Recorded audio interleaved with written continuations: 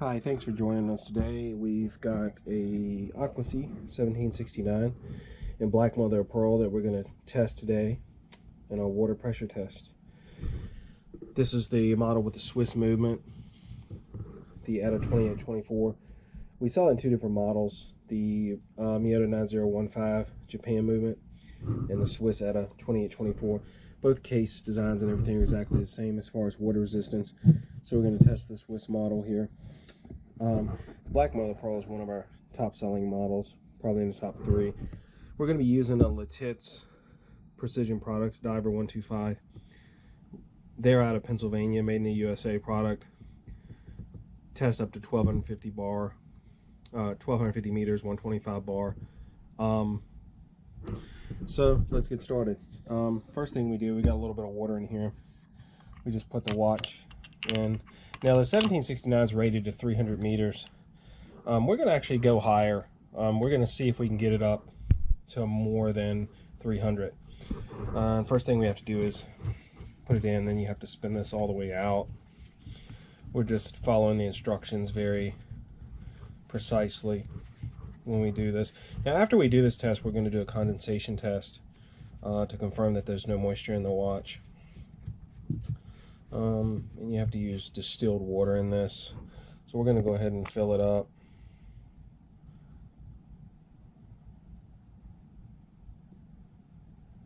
You have to fill it up until it overflows out of the top of it.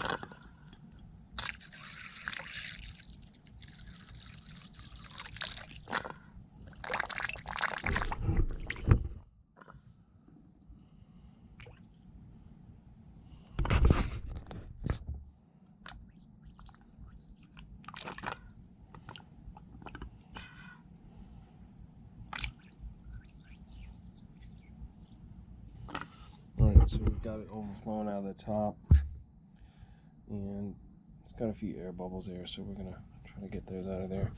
And we got this really thick piece of plexi that goes on here on the top to make a seal. No big water bubbles, which is what you want under the plexi. Then you put this on the top,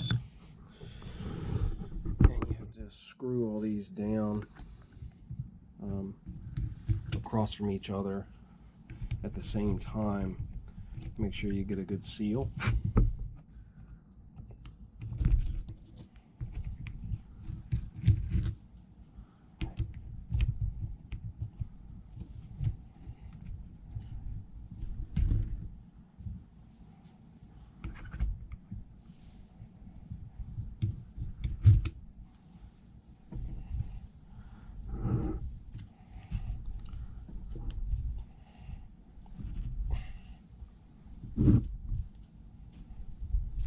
Okay, so now I think we're ready. So what we're going to do is we're going to set it down here so you can see the gauge while we film it. And the first thing we're going to do is we're going to go up to the advertised rating, which is 300 meters. So we're going to go to 30 bar here. The black numbers there are PSI, and the bar is the red number. So we just passed 20.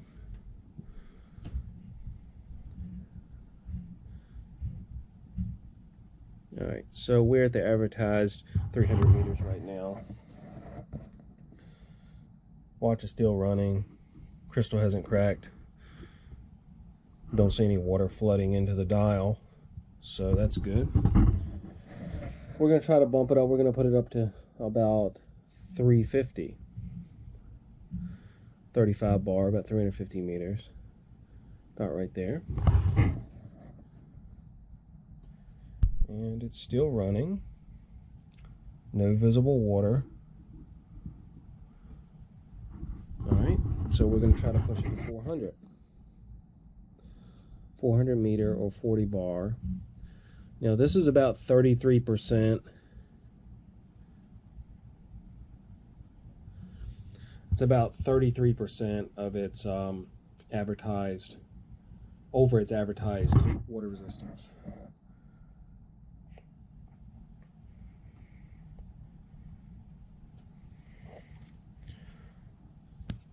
So it's still running, and I don't see any water entering the watch.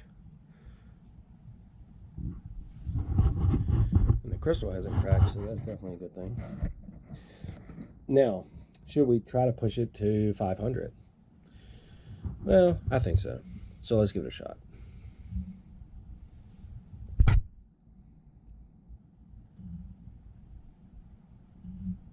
The manufacturer of our watches, we asked them if they've ever tried to push it this far. They said no. So this is a first.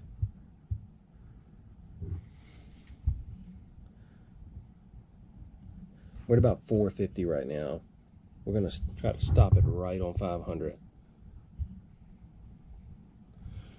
All right. And the watch is still running, and I see no water flooding into the dial. The crystal has not cracked. Obviously, if water was flooding somewhere else into the case, at least at a high rate, the movement would have stopped by now. So, got an atomic clock right here. We're just going to let it sit. We're going to sit a couple minutes at 500 and just see if it can take it. We'll fast forward you through this part so you don't have to sit here for 2 minutes.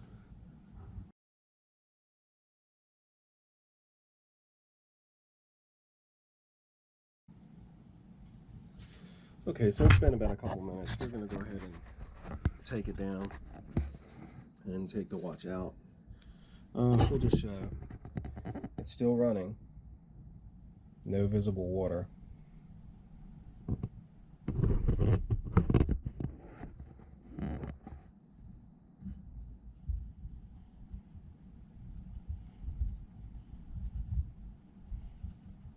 Back down to 300. We're going to take it all the way back down.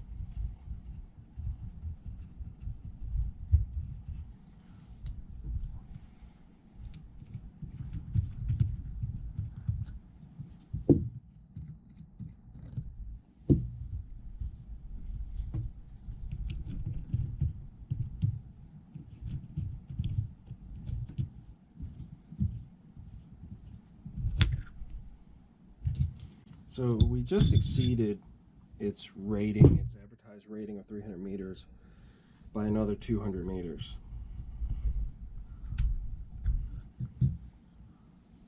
And it's still running. We're just going to take it over here and we're going to dry it off. We're going to look for any visible water inside the watch and see what we can see. And then we're going to heat the watch up, and we're going to drop a drop of water onto the crystal, and we're going to do a condensation test to see if any moisture comes up. Now, if there's quite a bit of moisture in there, it'll heat right up. It'll condensate right on the inside of the glass. You won't even need to drop the water on it. You'll see it. So we'll heat it up here and see what happens.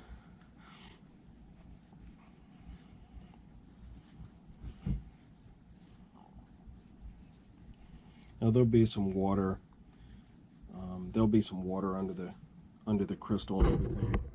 So when we put it on this heater here, we put the glass on it to hold the heat in. During the video, you'll probably see some condensation form on the inside of the glass. That's just moisture cooking off from underneath the bezel and any other little crack where water might still be sitting where we didn't fully dry it. We're going to set a atomic clock here by it. It's going to take about 10 minutes to heat up to 117 degrees. This particular tester that we are using has been used by the Omega Service Center, this particular model and this brand, for the last 14 years. And Omega says to heat your watch up to 117 degrees to do a condensation test. So about 10 minutes from now, we're going to fast forward through this part so you don't have to sit through this, but we'll be back in about 10 minutes and we'll do the water drop test on it.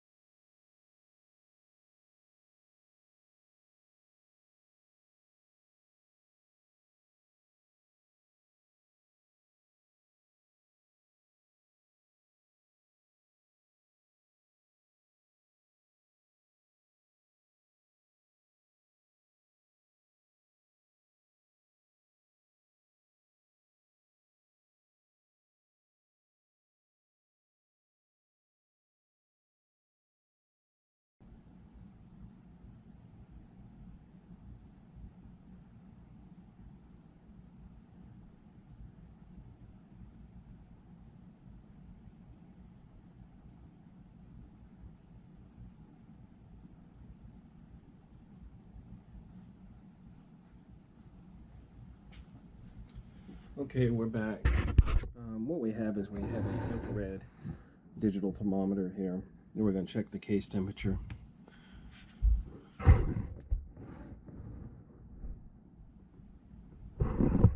Actually, the case is at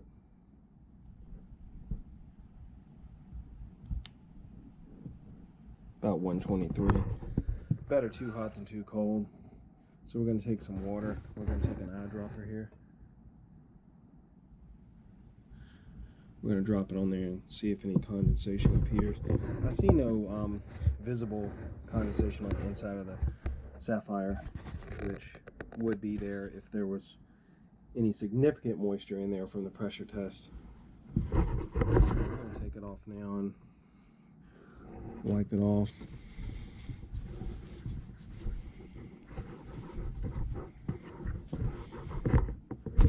Well, I see no indication of any condensation underneath the sapphire. The watch is still running.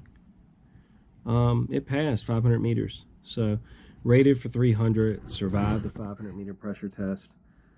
AquacyWatch.com, available in 14 colors, 2 different movements. Thanks for watching.